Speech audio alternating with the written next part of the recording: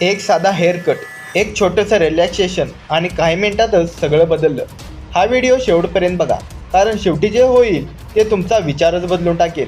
आपण सगळे सलूनला जातो, हेअर कट, स्टायलिंग, मसाज ही सगळी रुटीन गोष्ट करतो. पण कधी विचार केलाय का या रुटीनमध्ये रिस्क असू शकते?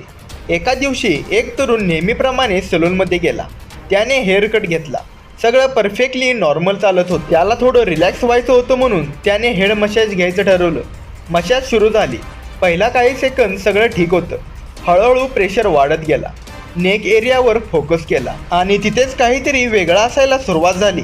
त्या तरुणाच्या चेहऱ्यावरचा भाव बदलला. त्या तरुणाला अनकम्फर्टेबल वाटायला लागले.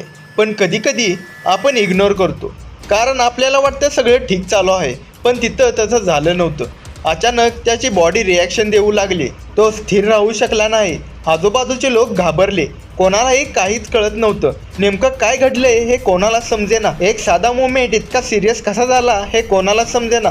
आपल्या शरीरात काही सेन्सिटिव्ह पॉईंट्स असतात, विशेषतः नेक आणि हेडचा एरिया. जर त्या ठिकाणी चुकीचा प्रेशर दिला गेला किंवा चुकीची टेक्निक वापरली तर शरीर लगेच रिॲक्ट करते आणि काहीतरी वेगळी रिॲक्शन अनएक्सपेक्टेड करू शकते.